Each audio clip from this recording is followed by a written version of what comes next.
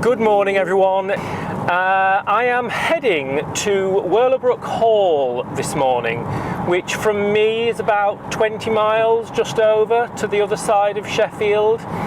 It sits just 4 miles to the southwest of Sheffield city centre on the Ecclesall Road South, the A625, which if you continued to follow it out southwest would lead you toward the peaks eventually in the direction of Hathersage and Padley Gorge, or if you bore a little more toward the south toward Chatsworth House, or a little more southwest beyond that to Bakewell.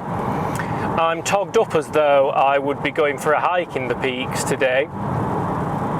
Of course, wet weather does not dampen your spirit on the celebrations of your wedding day, or at least you don't let it, and there's plenty that we can do to mitigate that in terms of photography plans, and indeed to make a feature of and have a bit of fun with it in regard to your couples portraits. So long as your space and your venue has a wet weather contingency, which I bang on about in regard to planning for all venues. In Whirlow Brook Hall, you have a ceremony space in the Oak Room, which features a carved fireplace. Ceremony capacity in there is 80. Whilst ceremony capacity in the Oak Room is up to 80 guests, the garden suite offers a capacity up to 120. You've also got wedding breakfast options that range between a capacity of 100 and 120, depending on the top table arrangement that you go for, whether it be a long top table or a round top table. Evening reception capacity is up to 180 guests. There are some lovely outdoor photography opportunities that I hope to explore if it gets a bit drier, and I certainly wouldn't let the wet weather put me off on your actual day. The difference in the case of our visit today is that it's not yet set up as a wedding space. Obviously your decor will make for a brilliant situation regardless of the weather. When I visit today on a March Tuesday, because I'm not going on an actual wedding showcase day in this instance, we'll be seeing it actually set up as though a conference, but not to worry. Today at Whirlow Brook, when we get out to see the outdoor space, you'll see that the hall itself, which is a Georgian manor house, the current iteration of which was built 1906, so post-Georgian. I'm sort of hoping for a Bronte vibe, although it's not technically the same era. The house sits on an elevated terrace that overlooks the gardens, and the gardens sit within the 39 acres of grounds that, when purchased by an industrialist in the 1920s, were first opened to the public in 1951 as Whirlow Brook Park. The outdoor spaces also have, in a bit of woodland, a pergola of sorts that will make for brilliant backlighting and off-camera flash. You know, if you've seen any of my work, that I like a little bit of gelling the background in a colour, which could be to your colour theme. I like orange, but of course you might well want to match that to bridesmaids' dresses or any manner of other bits and pieces of details like that. You will have access to a beautiful wedding ready room on the day, and a beautiful stone mullioned window with the leading that I like, that I can hang your dress in and do some detail shots with beautiful soft lighting. You can have red carpet options for your guest's arrival, a further red carpet for your aisle, should you so wish. There isn't actually guest accommodation at Whirlow Brook. However, you do get a complimentary couples suite at the nearby Doubletree Hilton at Sheffield Park, or the Mercure Sheffield Kenwood Hall Hotel and Spa.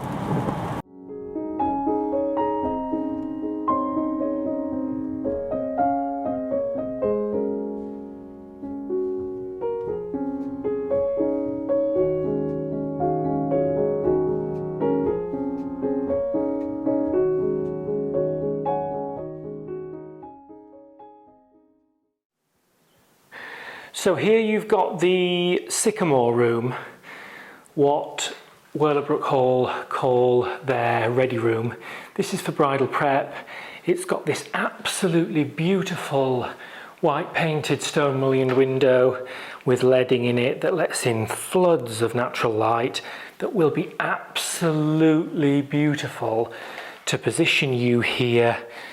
It's currently 1 o'clock, so we'll be here a couple of hours earlier, but nevertheless, you can see how the natural light is going to come in here, especially for really beautiful black and white photos, but equally nice in colour, where the casting of the light and the shadow creates these beautiful natural lines on the deeper mullions of the stone windows, and will especially cast beautiful light for you to take portraits of yourself here on the chaise longue. And here I am once again videoing myself in a full-length mirror, but if you've seen any of my other venue features, you probably haven't, because you're probably looking at this with a view to Whirlow Brook Hall, but this kind of thing makes for being able to, if I bring this around on me, which will be horribly distorted on this lens, allows you to have beautiful natural light cast on you here if you face toward it broad lit. I will then, sorry if I make you dizzy, be able to photograph you looking into it from something like this angle, which looks nothing and looks wonky now, but when I'm zooming in on your face somewhere here, there's no way that I'm going to be able to coordinate myself to do this, nor can I stretch backwards enough with my frozen shoulder, but you'll be able to create a beautiful reflection image. Equally, you'll be able to do something with the beautiful light on the chaise longue, or elsewhere in the Sycamore room, you could create a reflection shot of yourself here, or again, if I use the mirror itself and the natural light from over here, we may be able to get something angled rather like this.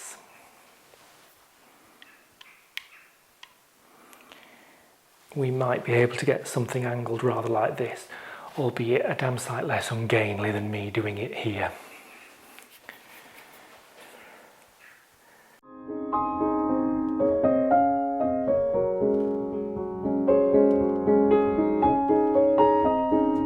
So, one of the more flattering things that your wedding photographer is going to do with a lady in this kind of beautiful natural light, I've actually got the sun glinting through the trees just over my left shoulder here, is actually turn you to face your body away from the light and then turn your face back into it. That allows for some shadow. Now, don't get me wrong, this is a bit of a naughty phrase, but I always say flat light equals fat light. It's much more flattering to anybody to have this scenario where the shadow creates the S-curve of a woman's form, and then by turning her face back into the light, more of the face is lit, not necessarily at this acute angle because it gets a bit pterodactyl, but with a little bit less extreme turn of the body and a little bit less extreme turn of the face. The majority of the face is then facing toward the light. That's flattering. More of the face is lit, that's called broad lighting, and is flattering for a lady. In the case of a man, I might do entirely the opposite thing. Now I'm looking at the framing of this with a 30mm or 14mm wide angle lens on it, and it's not as flattering as it might otherwise be. I will insert some shots in a minute of a 50mm lens that still gives you some of these contexts, but a little bit more elegantly. Opposite to a lady, if it's a male portrait that I'm doing, I might have them sitting more like this, whereby their body is facing into the light, but their face is turning away from it. And then, as you'll spot here now, there's a much more distinct separation between the dark side of my face and the light, split almost down the middle. Or we can shift more toward broad lighting, or even more towards short lighting, or split in the middle to give this more masculine light and shadow contrast that creates a slightly more masculine cragginess in the face.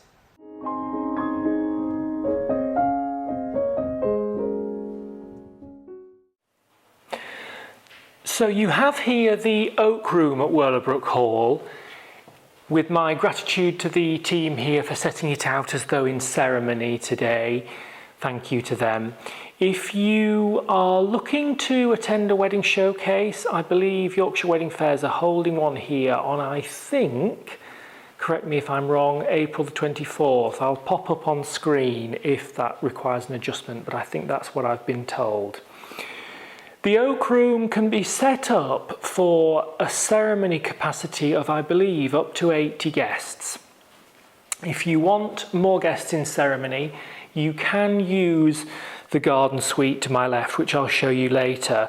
But to my mind, probably the best use of this facility is to stick to the Oak Room here for your ceremony in order to have less turnaround and use the garden suite space for wedding breakfast and evening reception. Here in the Oak Room, you can have your ceremony set up thus so that you've got seating along either side of the aisle to where your registrar through Sheffield City Council would be. You've also got this absolutely fantastic, ornately carved fireplace here. And if in a winter wedding you want to use this space as more of an R&R room later with the fire lit, you can do. This could also become something of an absolutely fantastic photography spot for your formal group portraiture should the worst happen in regard to rain.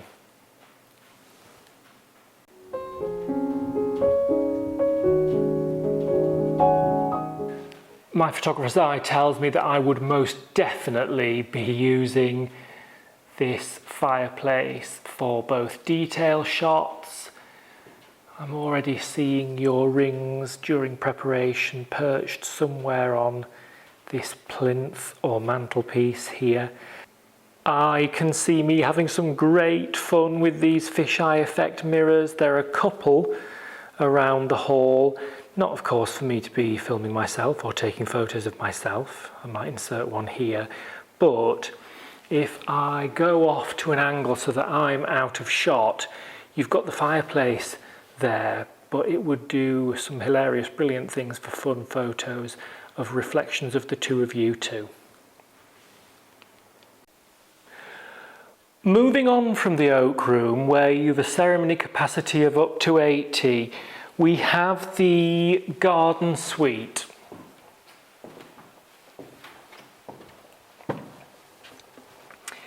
This is the larger of the spaces. It could potentially be set up for a larger ceremony should you so wish. You might have the aisle running along the middle here and seating either side.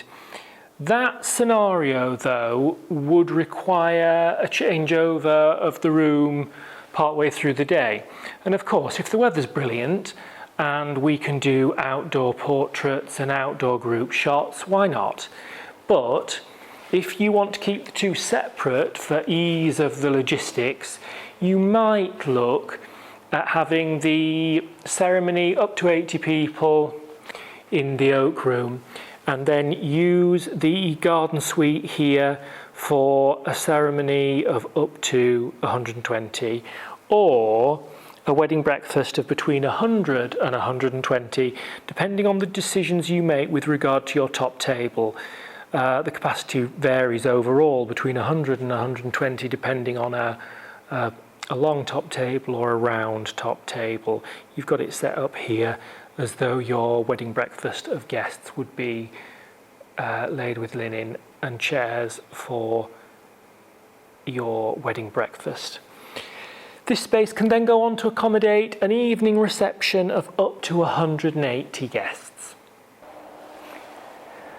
So you know that I cannot help but have the ex-teacher in me witter on a little about the historical origins of these buildings and venues. Whirlow Brook Hall, as I understand it, is a Georgian manor house. Now, in its current iteration, I've got records of having been built in 1906, which of course isn't Georgian. That would be, what, late 1700s through to 1800s. No doubt it's gone through guises and phases. I need to do a little bit more research. My understanding is that it was built 1906 in its at least current iteration. I rather think that must have been either changes or renovations, and bought by a further owner in the 1920s before Whirlow Brook Park was opened in 51. You've got here the lawn in front of the hall leading down to the lake, which we'll explore shortly. If I turn and take a look from here, hopefully you can imagine the sort of things I could do here if it were a rainy day, to have the hall in the background. If I use my flash behind you and I'm looking from here to light up a white brolly under some raindrops, that flash will freeze the rain beautifully. I haven't lugged all of my flash gear here today for the purposes of this video, but I'll insert a couple of shots here for some work I did about 6 months ago in the centre of Sheffield, doing something similar. Slightly different backdrop, but nevertheless the same sort of thing that I'm talking about in this instance. You could do both a wider angle one with the context in, and a closer cropped one that's more portraiture and the intimacy of you as a couple. These grounds just could not make for a more picturesque setting for your ceremony. I always tell myself that your photography in a venue, especially outdoors, mustn't run away with me into a photo shoot, unless of course you're really enjoying it. And I try and set myself a target whereby if I want to have some wow shots out here, I stick to a target of perhaps 3 location spots with a couple of variations for each, so that at the most we're spending 30 minutes or so on half a dozen wow shots. I rather think I might struggle to be that disciplined here. That being said, you'll have spotted on my wedding questionnaires if you've planned with me already, or if you're thinking of looking into wedding venues, that might not be relevant. But in general, if you're looking at champagne shutter photography and you're using my wedding questionnaires to plan for your day, that hopefully anticipates the things you need to think of in regard to itinerary. And the contract that I get you to sign asks you to allow for a 45-minute window a couple of times throughout the day for portraiture and formal and group shots.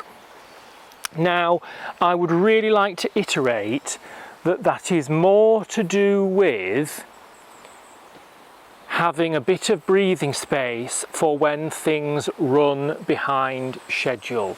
I don't literally intend to use all of that 45-minute window on both occasions, but probably 30 and up to 45. I would recommend need to look at a theoretical maximum of a dozen group shots. I would be very grateful for a reliable bridesmaid or groomsman, usher, to do the chivying of the relevant people in the relevant order to speed that along for you so that you can enjoy your drinks reception before you go on to your wedding breakfast. But also, in order to have some really lovely couples portraits later in the day and some of those wow shots, do carve out that 45-minute window so that the teacher in me gives you a bit of breathing space to strike the right balance between getting the wonderful things that you want versus spending enough time with friends and family. If you've got little ones in your wedding party or you're bringing friends who have got little ones, they are going to absolutely adore hopping around here.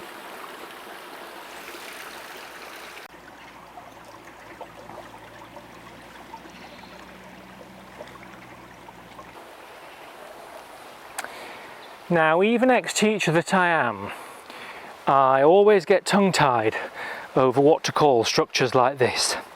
Is it a pagoda? Is it a pergola? Is it a folly? I think folly perhaps implies something a bit more permanent in stone than this, perhaps.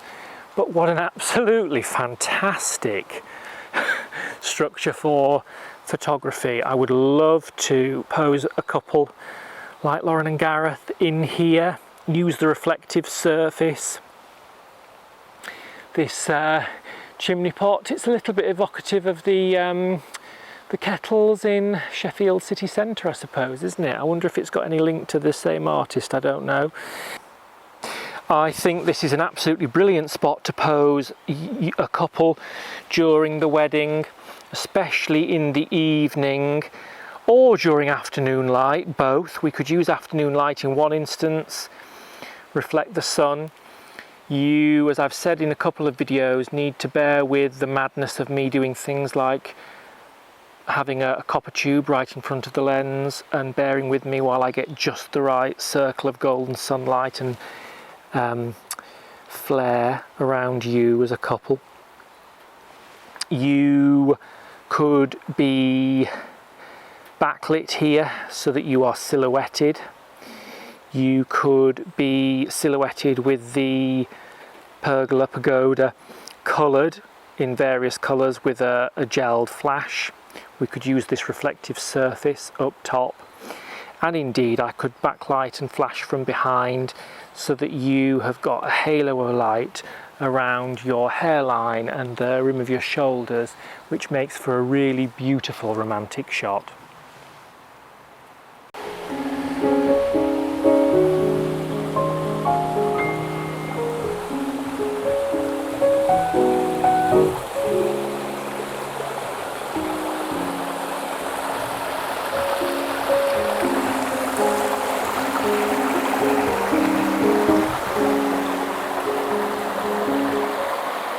Anybody who knows the landscape photographer in me knows that I love this kind of red bark, and if there's something that I love more than this red bark, it's silver birch that's so beautifully reflective for black and white photos, nature and landscape photos in a bit of mist and fog, but also what a beautiful potential backdrop for your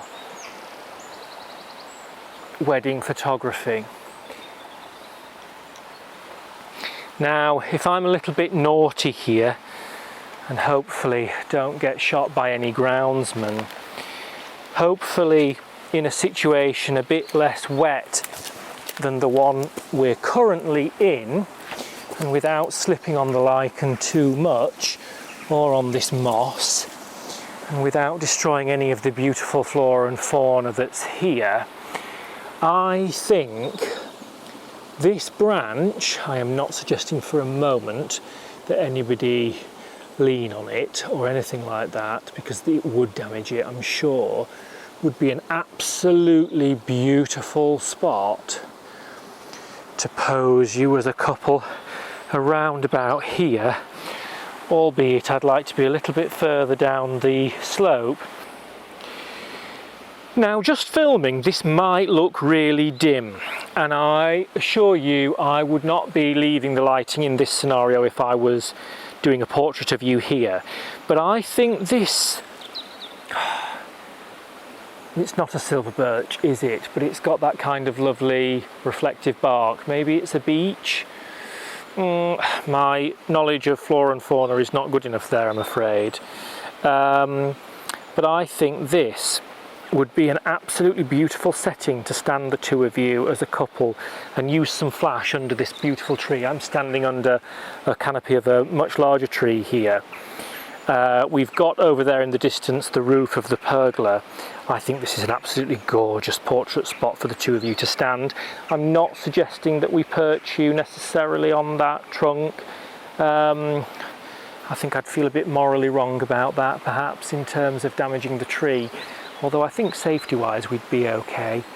It's absolutely beautiful here.